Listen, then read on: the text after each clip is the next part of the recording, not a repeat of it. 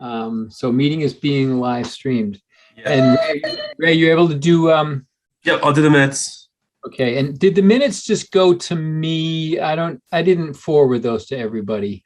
Yeah, I apologize. I sent them to you this morning. I don't know if I sent them out. I didn't think to send them to everybody, so I think I messed that up on you guys last morning. I'm gonna blame the holidays and just Yeah, so no big deal. Let's table having minutes approved. By the way, this is a special meeting because we got moved. We were supposed to yesterday originally, so it's a special meeting. So that means we can't talk about anything that's not on the agenda. And I also just learned recently, the agenda also then has to be somewhat more specific. We can't have like an other business on a special meeting because otherwise we could talk about anything we wanted. So I guess the idea is you can't just sort of change a meeting on the fly and catch people off guard. So it needs to be public and above board. So number 5 and then open forum are not eligible for this meeting. So other business and open forum. I guess not. Although the clerk didn't nix that. I took off other business. I left open forum because I thought that was, and I think public audience is okay. I think. I have no idea. So actually, before we move on, let's do public audience because we have Susan Olson with us. Hello, Susan. And maybe this is a chance, if you'd like, Susan, to update us on. I know there are at least 2 things that you've got your fingers in. Ooh, okay. With with Mark's introduction, I had a chance to meet Joe Compolito and talk about the pollinator pathway in Simsbury, and that's under the category of well-stewarded land and natural resources, which is category number 3 in Sustainable Connecticut, and that seems to be more my home, that category, is not excluding anyone, but if there's anything I can do, we'll see how that goes. I want to try to help. And the other part is that in conversation with our representative, John Hampton, he's written an endorsement of the climate emergency declaration in Simsbury, and he's like all in. It's like, it's wonderful. So 2 good things. Yeah. Thanks. Yeah, thanks for making that happen. I know your initiative on the climate emergency resolution has been great, and we unfortunately we haven't brought it before the Board of Selectmen yet, but I think John's support is great, and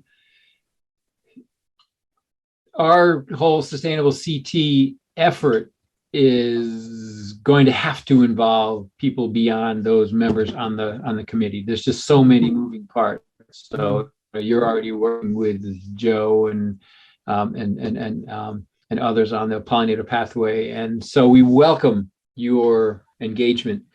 As much or as little as you're able. But I know that category is one that you've been active in and passionate about for a long time. So let's see what, let's stay in touch. I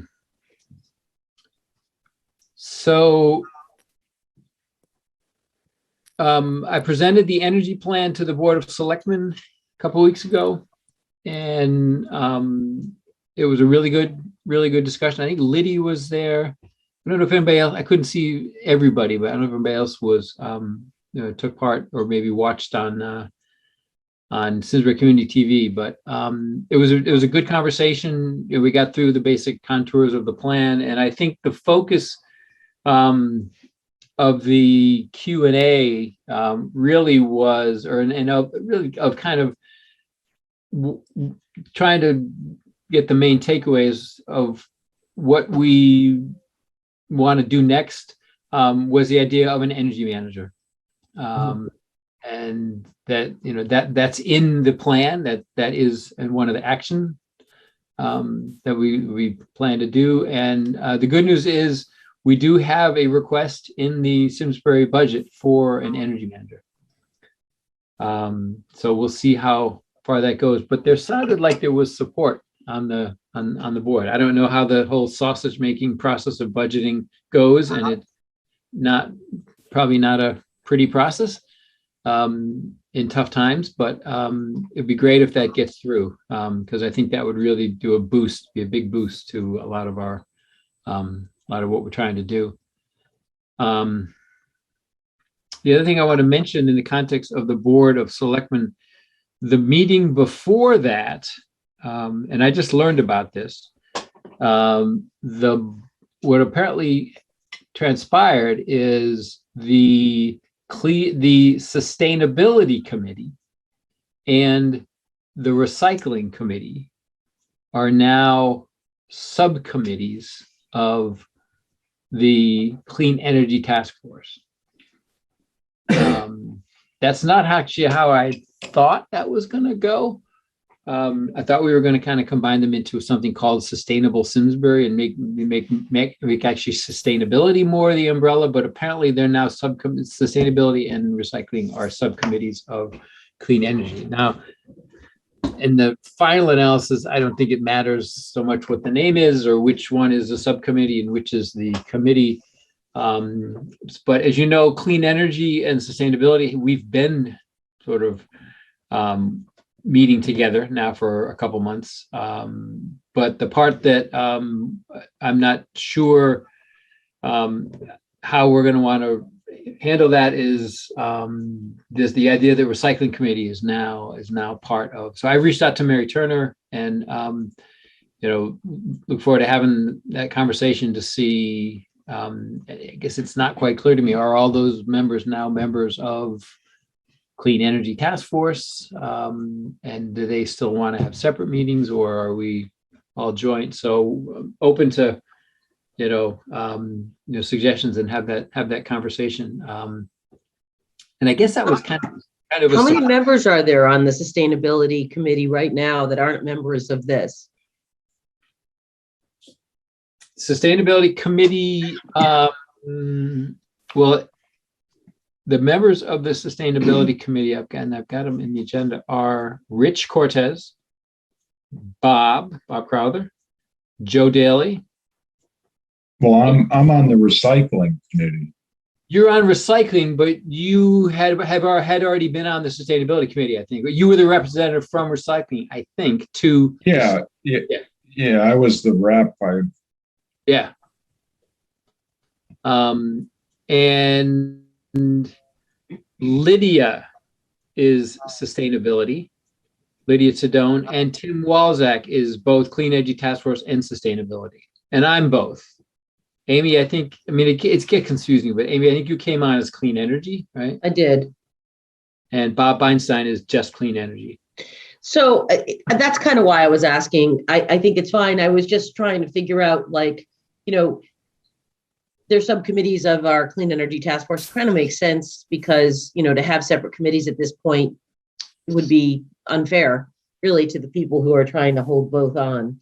So it seems like it makes sense if that's okay with everybody else. It seems fine to me if there's subcommittees. Yeah, when we started meeting clean energy and sustainability together, it meant that Tim and I didn't have to go to 2 meetings each month, right? And I think for you, Joe, I don't know, you've been going to recycling committee and sustainability, right? Yeah. So I don't know what the best organization of that is going forward, and I haven't had a chance to talk to Mary. And I guess I think we were kind of surprised that that's the way that's the direction that it took. I think the plan was originally not to merge recycling in, but it apparently transpired during the meeting that that's what passed. So anyway.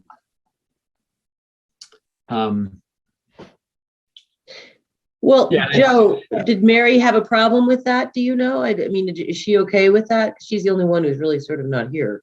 Yeah, we didn't have a meeting in December. And we haven't had one yet this month. I think it's might be next week. So I'm not sure. I think what I can say is that Mary was not aware that that was going to happen, and she's been looking to what she can do to, I don't know, what the options are at this point. Yeah. So I just reached out to Mary and happy to, organize this and run meetings, however it makes sense. But I think there was a clear desire in the town to streamline, right? We had too many boards and commissions, and so hopefully it'll all work. Was that decision made in December? I think so, right? Yeah. Yeah, that's correct. It was made in December. Before that meeting of yours would have happened. Although I don't know if you were going to have one anyways. But. Okay. Yeah. So let's see. Next, I think is just the I think Ed Bob's suggestion. We kind of need to get down to brass tacks on our 2022 sustainable CT certification. And I got a couple things to report. I don't know if we mentioned this before, but the deadline for us to keep in mind is August 23rd. So that's when we need to submit all of our documents. And I've got a few things to report, and I invite other folks. So am I able to share my screen? Let me pull up this kind of high level list of the actions. I think I've got it in. There we go. And people should be able to access this. This is it's a Google Sheet. And I don't know, I think I had a link in the agenda. I think this one, high level action list. So I don't know if does that work for people? If not, let me know. Well, I didn't click on it, but it's definitely there. Yeah. It should take you to this high level action list. And we can. It does.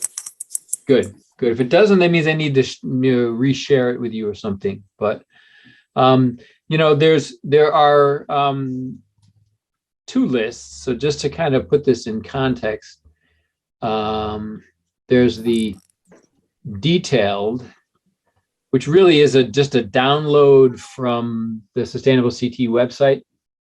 And you've probably seen this, but it's got each action and sub-action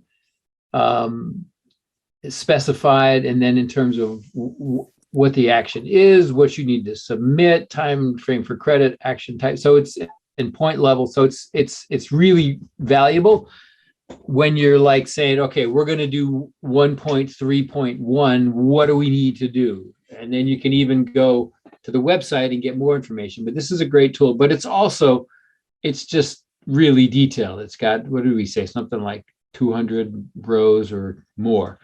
So we created a version that is just a little easier to work with, kind of for planning purposes. And I think if we're going to get certified, and I think we have every reason to be confident we can get certified. We have time. I think there's enough things that are already underway, or we know groups in town are doing. Pollinator Pathways is a great example. I think what they've done already has a pretty good chance of us getting 40 points right there. Right. So I think there's a lot of things going on, but it's a lot of work. It's a lot of moving parts, and I think we're going to have everybody, including this group, but also more broadly. So I encourage you.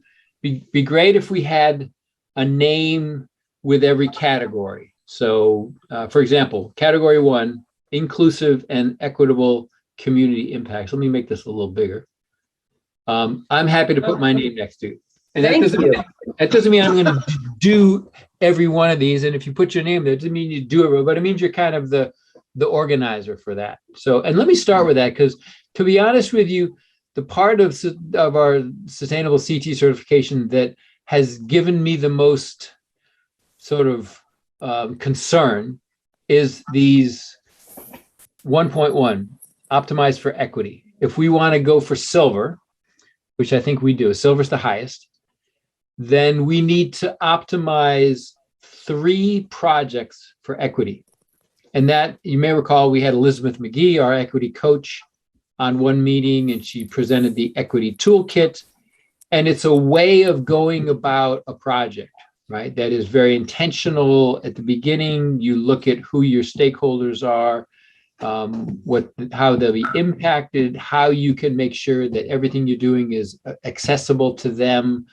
So it's a lot of, it's really just, the action itself is still the action, and you can take pretty much any action on the rest of the list and say, I'm going to optimize this for equity. And we brainstormed a little bit on potential projects, and I think we have several really strong candidates. One is, you may recall, we had Cheryl Cook from the Spirit Council, and they have a housing subcommittee that just got a grant, and they want to be doing outreach to the town on, I think, basically on affordable housing. The good news is Mario Chiappetti is on that subcommittee, and he is going to be our liaison to the Sustainable CT Group. So, and I think that's a really good equity project, right? They're going to be doing lots of outreach to towns. So before you do all that, let's look at doing it through, with this equity toolkit in mind. So I think that one is a good candidate. We mentioned before, Meadowood might be a good candidate. The town is going to be doing a lot of outreach to how we use this land. So Eric is checking, Eric Wellman, who apologized he couldn't be here tonight, is checking with Maria Capriola on the timing of that. And I think, as long as they're doing a lot of the preparatory work, we might have a good chance of getting Meadowood. Again, I don't think we need to wait till the whole project is finished, but it's more of the front prep, again, who are the stakeholders? How do we engage them all? So I think a third one is our energy plan, right? I presented to the Chamber of Commerce, to Chamber of Commerce. I presented to the Board of Selectmen. I think if we now are even more intentional about reaching out, sort of identifying who's going to be affected by our energy plan, how do we make it sort of accessible to everyone, make sure that their concerns and their needs are addressed. And I think it'd be a great next thing to do with our energy plan anyway, now is get out in the community more to the different stakeholders. So I think energy plan would be a good candidate as well. I have a question, Mark. Yeah. So if you just scroll up just a little bit with your list here, I thought I saw something down a little bit down further. Okay, hold on. Whoa. Okay. I was looking and I thought I saw transportation. Where did I see that? Right down. Oh, there it is. There it is. Clean and diverse transportation systems and choices. I think this one's really interesting because transportation is, I guess I'm saying that this would be something I would be interested in. And I'm telling you this now because I only have 10 more minutes, but I'm telling you things because I think that there's so much good stuff happening on a state level right now with different, I'm on the cheaper board, which is the incentive program for EVs, right? So we just had a meeting today. And I just kind of think that, it's a little bit of some low hanging fruit because you could do this easily. Promoting effective parking management. I don't even know what that means. Encourage smart commuting. That's something that's already sort of being done, but we could totally do that easily. Yep. Support zero emission vehicle deployment. That's great. Let's do it. Let's see what opportunities the town has to invest in, electric vehicles, right? Whether it's one or two or whatever it might be, or maybe there's a plan for it. And then promote public transit and other mobility strategies. Huge. And we already do that really well here because you have the bike paths and everything. But, it's kind of like, I think, I forget who on this committee was really into the EVs. I forget. Was it Bob? No, who was it? You know who it is Baird Faithful, who is actually not a member, but he organized the Right. EV show at Yep. September Feast. Right. And then I don't know what managed municipal fleets means to our town. I know what it means, but I don't know what it, like, Ray, you'd probably be helpful there to know what that means. And, I think so I guess all I'm saying is if I need to put my throw my hat into an area, that would be one that I would like to try to be more a part of. Great. And I think there's so many actions that it's not going to be practical for us in this committee to go through in detail. So Amy, I put your name down, and I'd love to work with you offline, and we can kind of go through these 6 different items. I think Complete Streets is a pretty good candidate because it's rolling. So I think we've done a lot there. I think we need to show that we're living it and that it's relevant still. So I think a lot of that is quite doable. And this one, support zero emission vehicle deployment. Actually, like in case Meadowood doesn't work out as an equity project, this would be another good one. That's right. To do as an equity, like who's going to be affected by the whole transition to electric vehicles, who's going to have them, where do they need charging, is it available to everyone? So to kind of assess our town's readiness for EVs is also a potential equity That's project. great. That's great. And we're having a problem on the state level, actually finding enough people who want to buy used EVs. We don't have enough of them. We need to, the incentives aren't really drawing people in. So anyway, so there's just a lot of that. I like the idea of maybe thinking that through, because I think a town like Simsbury could be an interesting kind of example of how you could think a little bit more out of the box, because we have a little bit more flexibility. We're not quite dealing with some of the stuff that a lot of towns deal with. We have different sort of markers. Ray, do you know anything about the parking management, what the town's been doing? And I had penciled your name in there. So I know we did a study, and I'm sure that's probably what that's based off of, given the timing for it. I know we haven't fully implemented the study. I know Tom keeps asking for a little bit of money to do wayfaring downtown. So I think that's probably what the next step would be. But that's not as much as I have off the top of my head. I can look into it. I'm going to resist the urge to go into the detailed list and see what's required. And Yeah. Because if we do that for everyone, we're going to be here all night. But sorry. let's go.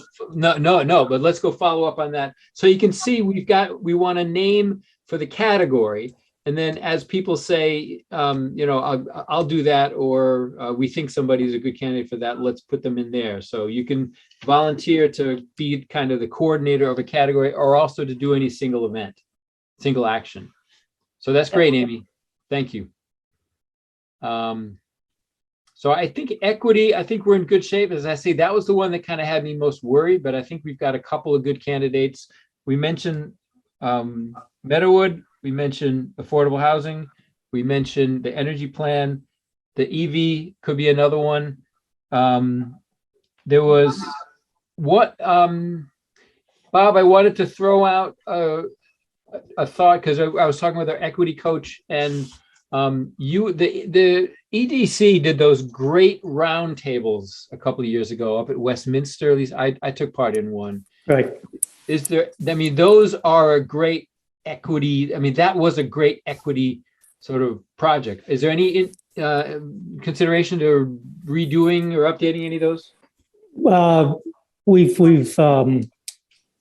We had a great first initial roundtable, and then we had a second one that was, we put the effort, there's equal amount of effort to grab participation, and we got very poor participation, and general feedback we got was the audience wasn't seeing a lot of value in it.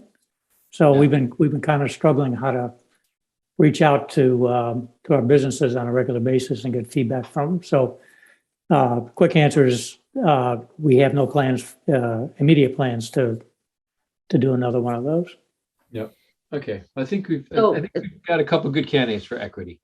Oh, I'm sorry, I have to jump off. I just heard, though, that Maura Healy just threw her hat in the ring in Massachusetts for governor. Huh. All All right, right. well, Amy, thank you for joining us and thank you for signing up already. Yep. Thanks all. We'll talk soon. Take care. Bye. And I, So I put my name down for one. I also put my name down for where'd I go? The 7, which is kind of the renewable energy infrastructure stuff. I will plan in at future meetings to kind of report back on these. I know, Ray, we talked a little bit about the benchmarking and the energy manager type stuff you're doing. So let's have a conversation and see where we are, if we're on track for that. And our energy plan, I think we can get points for. We can talk about lighting. So anyway, I'll take a look at those and then kind of coordinate with folks. So let me just think if we see if we have any other names already down for. Oh, and I've because I'll be working with Mario Chiappetti, who is on the subcommittee of the Spirit Council dealing with housing. I'm happy to work directly with him and sort of report on that. So I'll put my name, unless somebody else wants to, would really like to do this. I'll put my name as kind of just organizing that one. So I don't know if anyone wants to jump in and grab a category before it gets snatched by someone else. Got the advantage of not everyone's here. You could get the good ones. Mark, you had me down for number 2.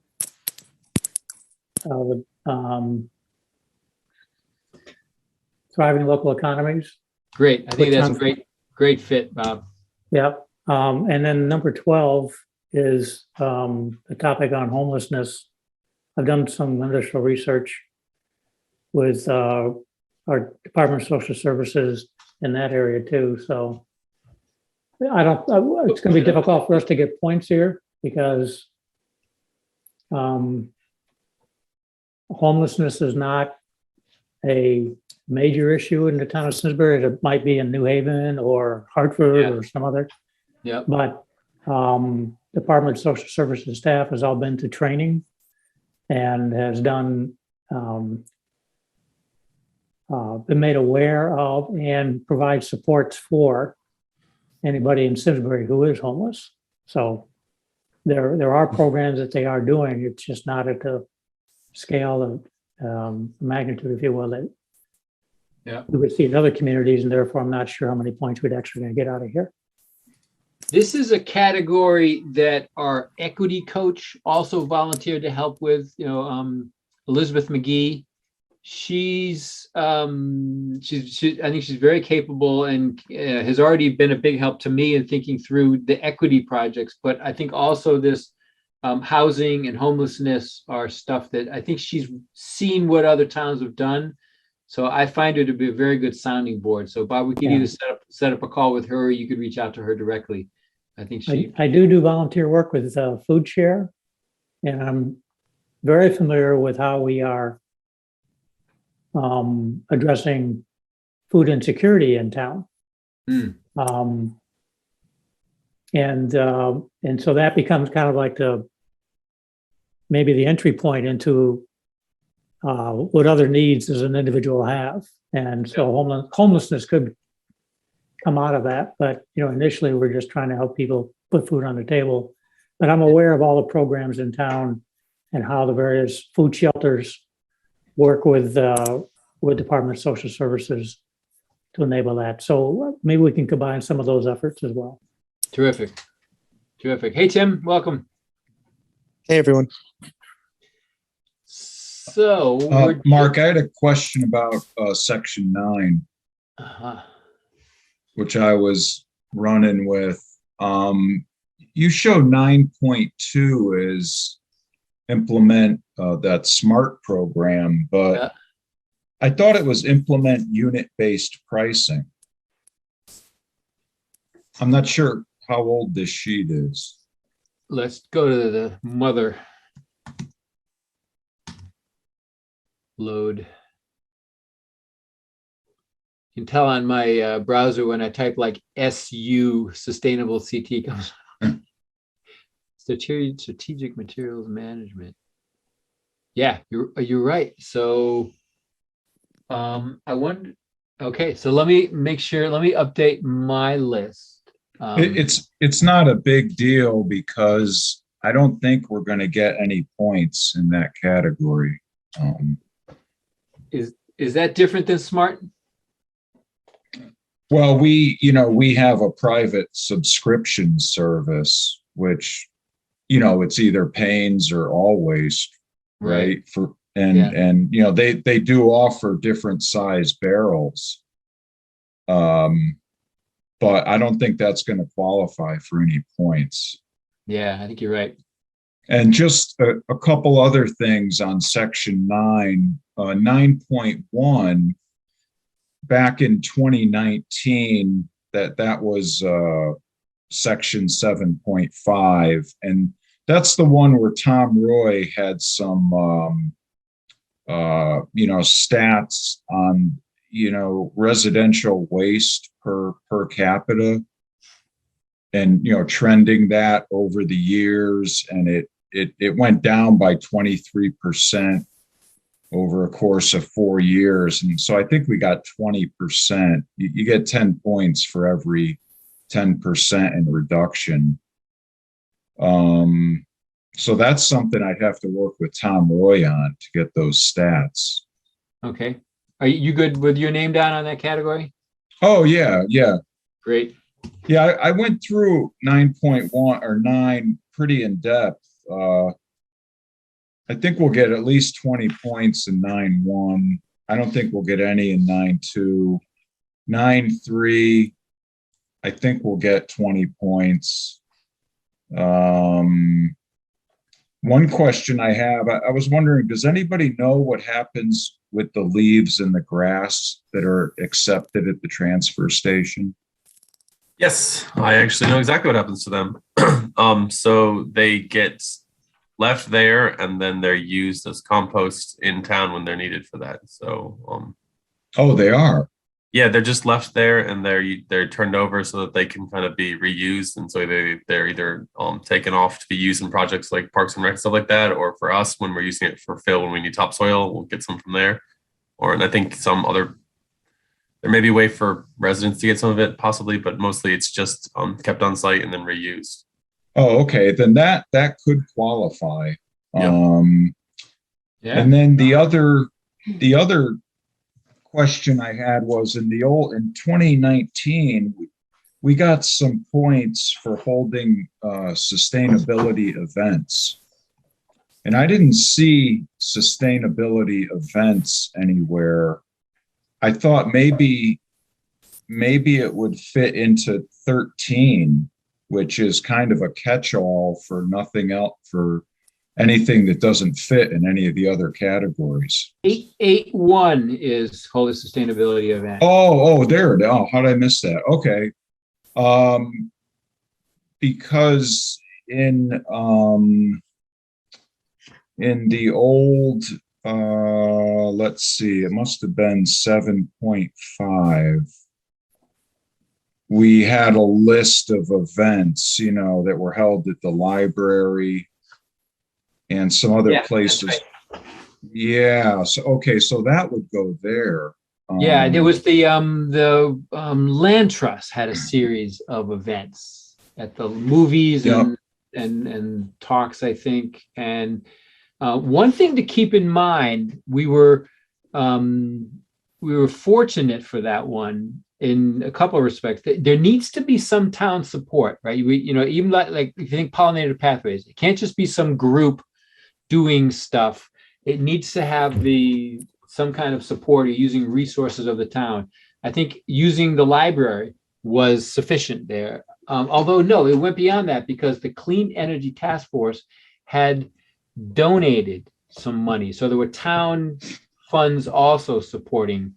So we need to make sure there's some town involvement. And then the other thing that was good was the land trust had counted attendance, because they wanted to know how many people attended. So it's good to check out the requirements in detail, right? And see what's needed. Yeah. So I guess my last question about category 13 is the recycling committee came up with this program where Fitzgerald's collects all their, food waste that they would be throwing away, and brings it to one of the local farms, one or more of the local farms, to feed the animals. So the only town involvement, I think, was kind of organizing that. But Fitzgerald's and the farms kind of run the show on that. So I'm not sure if that would fit into 13. It doesn't fit into anywhere in 9.4. Okay.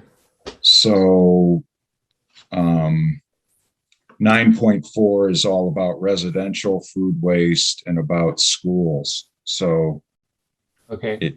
it doesn't fit in there. All right. You can at least try and see what they say.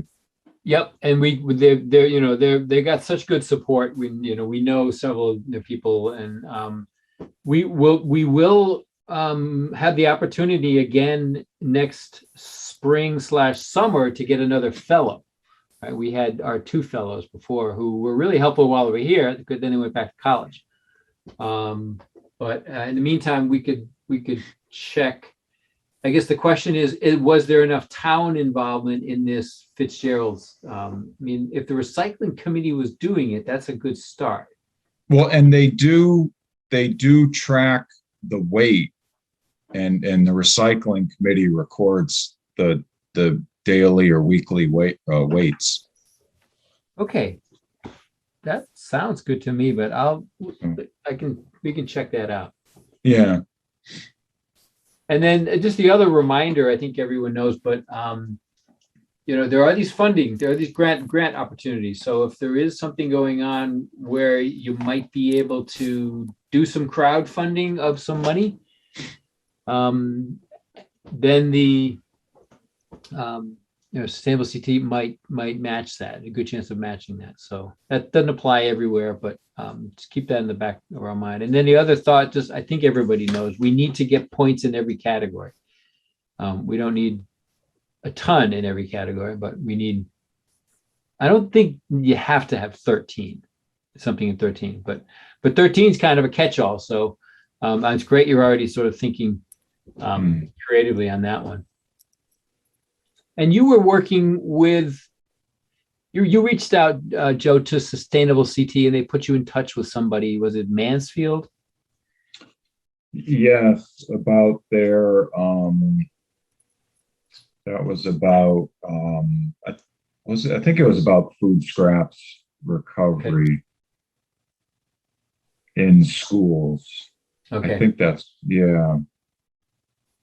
Because there are, I think you've seen where you can go to the Sustainable CT website, pick an action, and see what towns have done it. Look at what they submitted. So, and then of course, Sustainable CT can put us in touch with them too. So keep that in mind. It's Sustainable CT has a lot of really, really good resources. So if you're kind of looking at one of these thinking, what the heck would we do? Go look what some other towns have done, right? And get their documents. I have a quick question on the composting that happens at the dump. When compost is brought there, is there anybody screening for Japanese knotweed invasives being dumped in there? I don't know offhand. It's run by Pains, so anything that's being done, they're actually the ones that run it for us. We go over and we'll actually use our equipment to turn the pile over, but I'm not sure what their screening process is for the leaves or debris. The whole plant, because you see a lot of it along the bike path. Yeah. I've been fighting it a lot at the Historical Society. We have a whole embankment that used to be it. And it's so invasive that if people put it in their compost pile Yeah. and then use the compost, you're spreading that plant. And I'm just like dreading. I hear stories now of people getting landfill dirt from different places that have knotweed roots in them, and now they have it on their property. It's awful. So that composting that goes on at the dump, I just wonder if people are aware and recognize. Sounds like we might have somebody interested in action 3.10, facilitate invasive species education and management. Wow. Possibly. Yeah. All right. For management, I know that we did have a spraying for Japanese knotweed last year that we were doing. So at least some of that we're trying to get rid of it, because I know roadside at least we were trying to take care of it. So Yeah, I won't take care of it in 1 year. no, I know they were, like I said, working on it. I know they had sprayed a couple of people last year. So Yeah. So thanks, Joe. We've got you down for, what was it, 9? Yeah, Great. Susan, you have expressed an interest in category 3. And I'm not going to put you on the spot now, but think about, are there other action? I know you're already working on the pollinated pathways, but let's have a conversation. If there's other things in here that are calling your name, we can talk.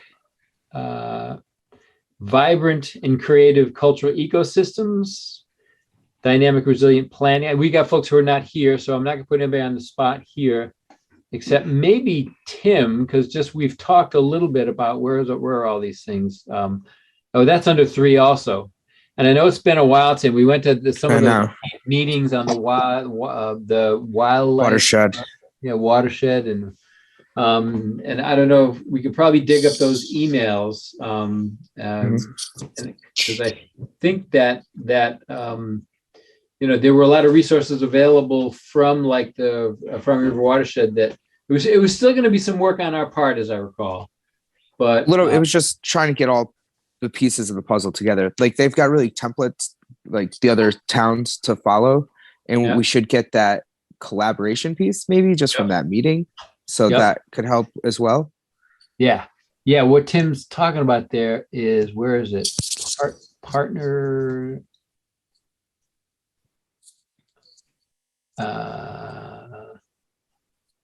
Somewhere in here.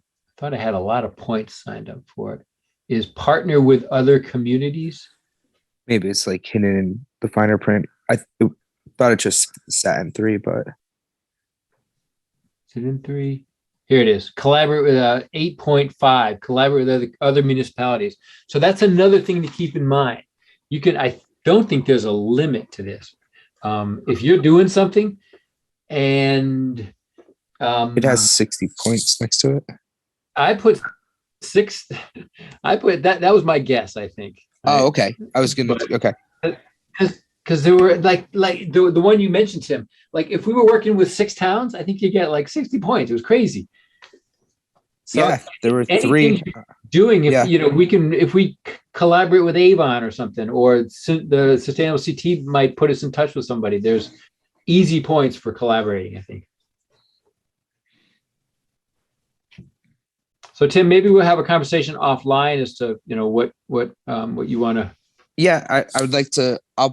Tomorrow I'll put a to-do list, and maybe we can just go through it, and that way I can just check things off. You know what I mean? Yep. I'll set that up and I'll share it with you tomorrow. Great. So what I would, if I don't know if anybody else wants to jump in with any other actions they're either working on or interested in, but barring that, I think our meetings will be, each of it will go category by category, and each sort of responsible person, will say, I think for the next meeting, our goal should be maybe get us, I've penciled in here how many points we think we can get, go ahead and read the requirements and try to understand this new rolling. I mean, it's a little nuanced, but if we did it before, can we get rolling credit, or would we have to do it again? What's the look back period? What's required? And start to maybe get an educated guess at which actions we think we have a pretty good shot at getting points. Make sure the names next to them are correct, and then each month at our meeting, really just kind of reporting back on what's going on in category 1, category 2, category 3. What are questions? And I think if we do that, if we sort of organize, and then and I think a big message is we don't have to do this all ourselves, right? There are groups who are doing this. Pollinated Pathways is a great example.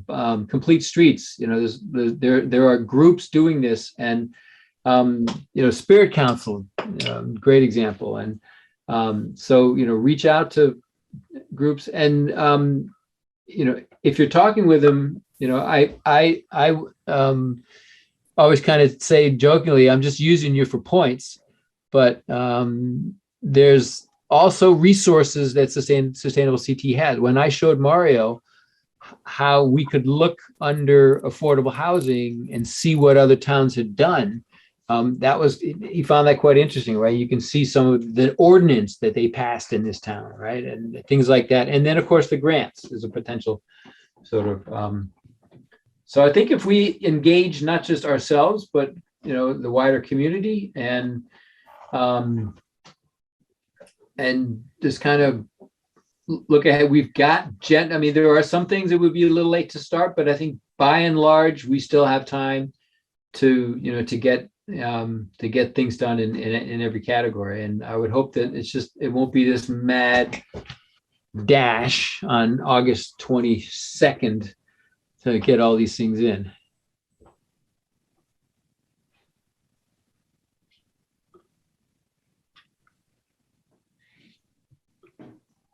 Good. And what was the thing I was looking yeah, even like the energy plan, I found myself sort of appreciating Sustainable Seat, because it was like when I was thinking about the energy plan, we've now presented it to the Board of Selectmen, but what's next? Well, optimizing it for equity is actually a pretty good next thing to do with that. So I remember when we started, when we decided to do Sustainable CT a couple of years ago, some of the hesitancy was, are we just going to document stuff we've already done? That's not, all that exciting. But I think, I'm seeing at least Sustainable CT is getting me to do something in a new way, or do in a better way. So hopefully some of these things are not just sort of paperwork, but actually helping groups do what they're doing. All right, so this was a special meeting. We'll go back to our Tuesdays next month. So February is our next one. I am going to have to either have someone run the March meeting or reschedule it. And again, this Elizabeth McGee is a great resource. If you have any questions, and the whole Sustainable CT team is great. There is a webinar. I know some people have jobs, but there is a webinar tomorrow, I think, right? That I think I sent a link around. It's about the new